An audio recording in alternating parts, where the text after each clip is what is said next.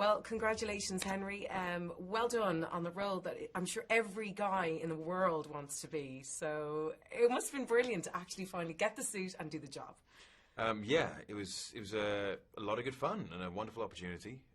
Getting the job was a very special moment in my life. I was very much prepared for hearing the word no, but instead I got yes. Well, because you always prepare yourself for no. And I was so accustomed to hearing no that to prepare otherwise would be a fatal error. Well, that's an actor's life, right? Because you don't always get the call for certain jobs. Right. Yeah. And, finally getting to the suit was an amazing experience. I mean, it genuinely had physical energy about it, and it's all to do with the amount of love and care and attention and respect for the character that went into it. Yeah, those people who designed it, those people who put all the measurements together, who chose all the materials.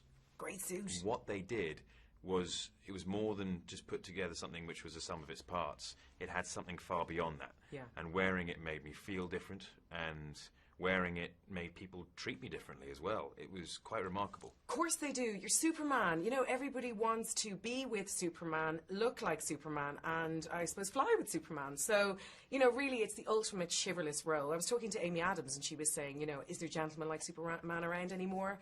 Maybe there's not. Only you. So there you go. What about taking on such a role as well? Because there's all the love and the sense of Lois Lane. You've got to bring that side out of the character as well, don't you? The love interest. Mm-hmm. It's not such a simple thing or an obvious thing in this movie. They find something in each other which they didn't think they would find. And it's not necessarily love. It's like Clark discovers that he can trust humanity. And Lois is the vehicle for that. And so there's an obvious connection. And he's never been able to share himself with anyone. And so that's very important to him. And Lois discovers that there's more to life and reality than just the truth. And Clark is the vehicle for that. Now, we were speaking as well before. I mean, last night I watched you on television. You were playing, obviously, the Tudors. So you've got all your big balloon pants. Now, when we see you on screen, the torso, the flex muscles. I mean, come on. You must have looked in the mirror and done the whole thing to get into the role. There was a lot of training involved.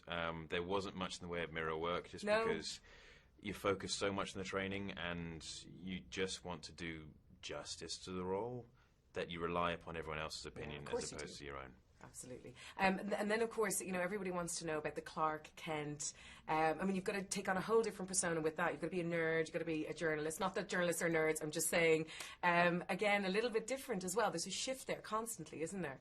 Going from Clark Kent to Superman.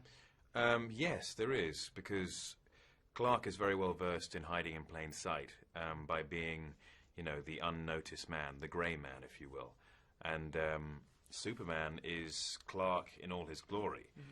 He is the power realized and the power unrestrained, if you will. And of course, everybody knows and loves that story that, now after a chance of 12 years on, you've met Russell Crowe when you saw him in Proof of Life in your boarding school. And speaking to Russell as well, he was just saying he's thrilled that life can have such uncertainties and that you are now Superman and he plays your dad. How cool was that when that transition happened and you met him? That was a really cool moment. All those years later, finally seeing Russell, and I was not expecting him to remember me. But he did. He did, very much so. I remember thinking, don't ask him, because it's going to embarrass him, and it's going to be embarrassing having him lie to your face. But eventually he did, saying, look, I realise you probably won't remember, but this happened, and I thought it was a great story, and I thought I might share it with you. And he said, no, I do remember, and I've been talking to Mark about it for a while and trying to work out where I knew you from. And as soon as I said it, it switched the light on. Brilliant. Would you do the same for other little young actors or actresses that would come up to you? I don't think it's about deliberately going about trying to inspire people. I think it's about doing what your gut says and whatever your instinct says, and hopefully that does do that. Good. Give them good advice. Listen, thanks very much, Henry. Well done.